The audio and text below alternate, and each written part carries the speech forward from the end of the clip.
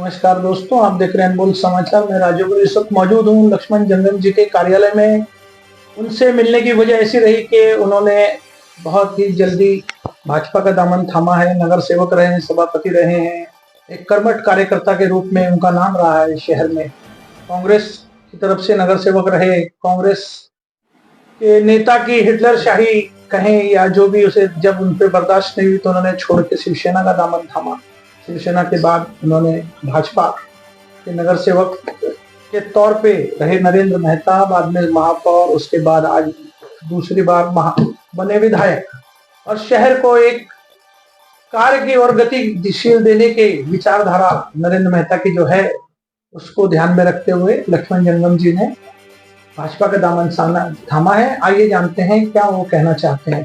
जंगम जी, पहले तो मैं आपको शुभकामनाएं देता हूं कि आप भाजपा में प्रवेश किया, थैंक यू। है ना। ताकि मैं ये जानना चाहता हूं कि भाजपा में प्रवेश करने की, इतनी देरी से प्रवेश करने की वजह क्या रही?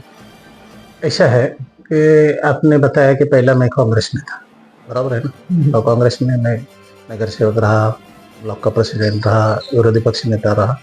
आपने बोला कि मुजफ्फर साहब की हिटलरशाही, तो मैं वैसा नहीं बोलूँ। अच्छा। हाँ, हिटलरशाही नहीं था उनका। हो सकता है उनकी काम करने की जो पद्धति थी, हम लोग को तो उतना स्पीड से कभी कभी नहीं कर पाते तो डांटते भी थे, लेकिन वो सुलझा हुआ नेता है। हमारे को कभी ऐसा वो नहीं किया।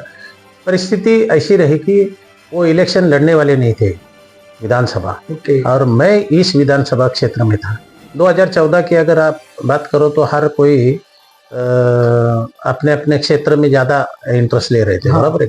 मैंने सोचा कि कैसे प्रताप सरनाईक साहब आमदार थे, सब हमारे ग्रुप ने डिसाइड किया, मैंने अकेले ने नहीं, पूरा ग्रुप ने डिसाइड किया कि उस समय शिवसेना में प्रवेश करने का, और उस हिसाब से हमने शिवसेना में प्रवेश किया।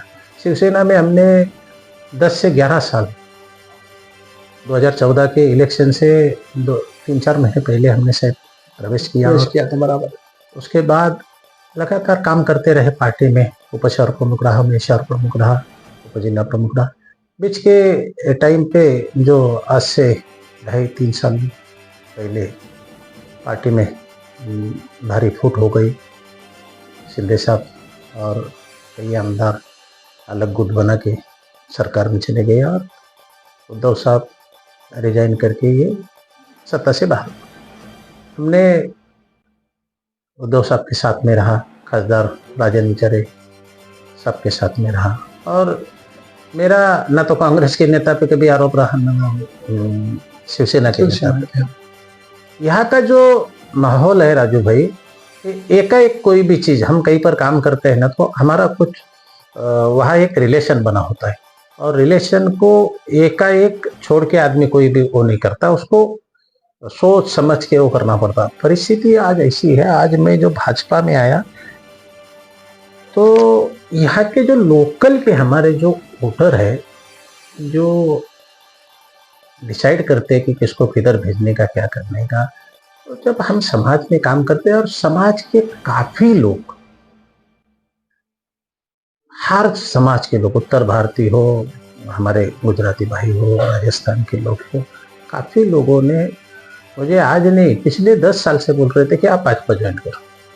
मतलब 10 साल पहले से लोग कह रहे थे? हाँ, लोगों का ये रहता ही था, मतलब कम तादाद में बोलते थे उस समय, लेकिन ये पिछले 6 महीने से हमारी जो मित्र मंडली है, कहीं ना कहीं आप लोगों ने देखा होगा कि हम प्रवेश करने गए, मैं तो 100-125 लोगों का आमदार साहब को बुला था। क्यों? उन्होंने जिस तरह से वहाँ पर आने वाले लोगों का जो स्वागत करने के लिए उन्होंने एक अच्छी जगह डिसाइड कर ली, एक प्लानिंग करके उन्होंने वो किया। तो मेरे को बोले कि कितने लोग रहेंगे आपने? मेरे साथ रहेंगे 100-125 लोग रहेंगे। तो मेरे को इतना ये वो था। आप भी जानते हैं कि पार्टी छोड़ के दूसरे पार्टी में जाता है तो काफी सारा उसमें लोगों के मन में भावनाएं भी जुड़ी होती है कि भाई क्या करना है, और लोग इतना आसानी से वो भी नहीं करते। लेकिन हमारे पदाधिकारी सब डिसाइड किए थे, इसमें हमारे सभी, कुछ तो हमारे ये 2 पदाधिकारी तो यही बैठे हैं, लेकिन हमने 2 बार मीटिंग लिया ना बाबू, 2 बार मीटिंग लिया। हमने सबसे पूछा कि समाज इस तरह से बोल रहा है कि तुम्हारे को भाजपा ज्वाइन करनी है, तो अगर कारपोरेशन के इलेक्शन में अगर समझो कोई भी लड़े मैं नहीं बोलता हूँ कि मैं लड़ूं, कोई भी लड़े तो समाज का व्यू जो है वो इस समय भाजपा के फेवर में है। देश में कोई कुछ भी बोले, लेकिन नरेंद्र मोदी जी के नेतृत्व में देश तरक्की कर रहा है, इसमें कोई संदेह ही नहीं। कहीं पर आगे पीछे हो भी रहा है तो लोग उसको बर्दाश्त करके, लोगों को भरोसा है कि आने वाले दिन में मोदी जी के नेतृत्व में भारत बलवान बन सकता है। ये लोगों की राय है, और जब लोगों की राय है तो हम तो लोगों के साथ में काम करने वाले लोग हैं ना, हम तो कार्यकर्ता है ना। हमारे को समाज के जो लोग बोलेंगे वही हमारे को बोलना होगा। हमारे बोलने से समाज नहीं सुनेगा, समाज के बोलने पे हमारे को सुनना पड़ेगा। अच्छा, तो हमने ये डिसाइड किया कि जब लोग बोलते हैं कि भाजपा में चल के काम करना है, बराबर है। पिछली जो कुछ दिन की जो परिस्थिति पार्टी की देखी, आप लोगों को तो मेरे से ज्यादा तजुर्बा है, मैं किसी का नाम नहीं लूं, लेकिन घर का एक गार्जियन बोल के अगर घर का वो काम संभालता है या परिवार को संभालता है तो गार्जियन जरा मजबूत होना चाहिए, प्लानिंग वाला होना चाहिए, मजबूत होना चाहिए, वो उस हिसाब से उसका प्लानिंग होना चाहिए। और वो नहीं रहे तो एक परिवार नहीं चले सके, ये तो पार्टी है। तो अभी आप भाजपा में आ चुके हैं, आपने प्रवेश ले लिया है, कहीं ये आने वाले कॉर्पोरेशन इलेक्शन के पॉइंट ऑफ व्यू से तो आपने पार्टी ज्वाइन नहीं की है? मैंने, आप बोल सकते हैं, पूछ सकते हैं, आप लोगों के पास सब खबर रहती है। मैंने मेहता साहब को खुद फोन किया, उनको मिला, मेरे मन की भावना उनको बताई। जब उन्होंने मुझे पूछा कि आपको क्या चाहिए, क्या मांग है आपकी, तो बोला साहब मेरे मन, अगर आप तो इतने आने वाले 10 साल आगे क्या होना चाहिए शहर में, बराबर है, उसका प्लानिंग आप दिमाग में रखते हो, तो ये जंगम आपके साथ में आया है तो आपको जो उचित लगे वो हमारे साथी और हम लोग आए हैं तो एक पार्टी को मजबूत करेंगे, आपके साथ में रह के काम करेंगे। और जब पार्टी मजबूत होती है तो नेता मजबूत होता है, और नेता जब मजबूत होता है तो कार्यकर्ता अपने आप ही मजबूत होता है, बराबर है कि? तो मेरे मन में ऐसा है कि पार्टी मजबूत, नेता मजबूत, कार्यकर्ता मजबूत, तब समाज का काम करने के लिए मजा आएगा। और मुझे विश्वास है, मुझे भरोसा है कि अच्छा लोगों के हित में काम करेंगे। इस परिसर के लिए, मैं पूरे शहर की तो नहीं बात कर सकता हूँ, लेकिन इस परिसर के लिए जितने एरिया में हमारा लोगों से संपर्क है या लोकल के हिसाब से अपन जितना काम करते हैं उस हिसाब से हम लोगों के हित में काम करेंगे। आपने मुझे पिछले 10-15 साल से 20 साल से मैं समाज में काम करता हूँ, आपने देखा होगा कि समाज के हित में काम करने का प्रयास किया है, और आज भी हमारे दिमाग में वो है, और हम हमारा काम धंधा करके ये काम करते हैं।